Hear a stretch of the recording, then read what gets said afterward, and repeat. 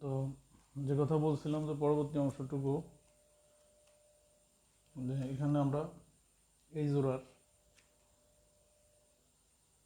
1 আর কত -6, এই 1 অর্থ আমাদের যে কোটি অর্থাৎ ওয়াই অক্ষ থেকে এক ঘর ডানে এক ঘর, আর -6 অর্থ ভুজের কোথায় বসবে? আমরা বলছি যে প্লাস হলে উপরে আর মাইনাস হলে নিচে, তাহলে কয় ঘর? 6 ঘর। 1 2 3 4 5 6, এই যে এই বিন্দুটাতে।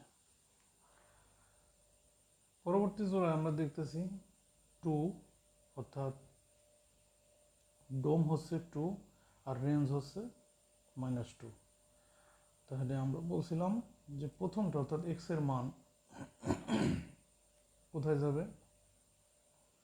এক্স এর মান হচ্ছে 2, তাহলে আমাদের এই কেন্দ্রবিন্দু অর্থাৎ এই 0 বিন্দু থেকে 2 ঘর হাতের ডানে 1 2 2 ঘর আসলাম।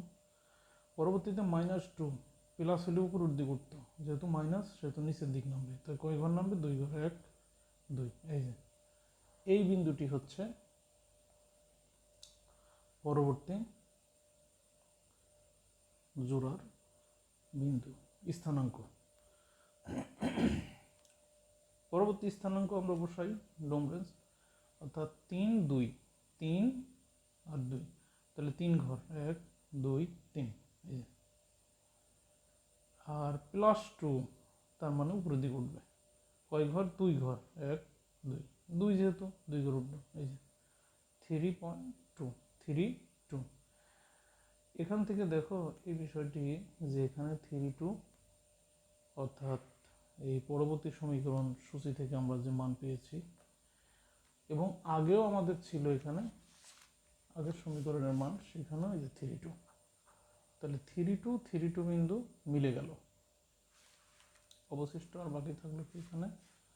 4 6, তাহলে 4ও ধনাত্মক 6ও ধনাত্মক, তাহলে 4 ধনাত্মক, দ্যাট মিনস আমাদের রাইটে 4 ঘর যাবে, 1 2 3 4 4 ঘর। আর রেঞ্জ 6, দ্যাট মিনস রেঞ্জটা হচ্ছে 6 ঘর উপর উঠবে, 1 2 3 4 5 6, এই যে এই বিন্দু। তাহলে আমরা এখানে স্থানাঙ্ক বসাই দিতে পারবো 4 6। এবার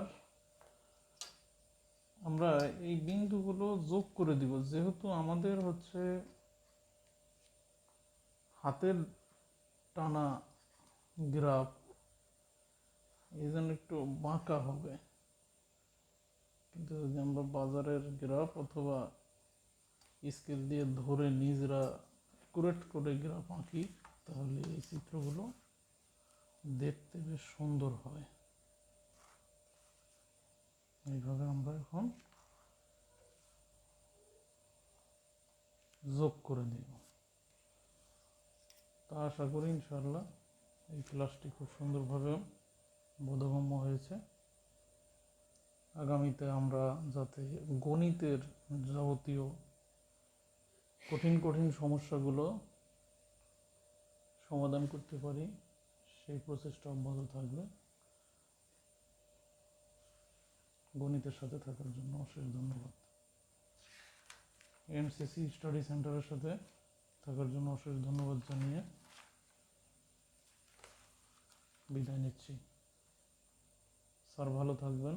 আসসালামু আলাইকুম।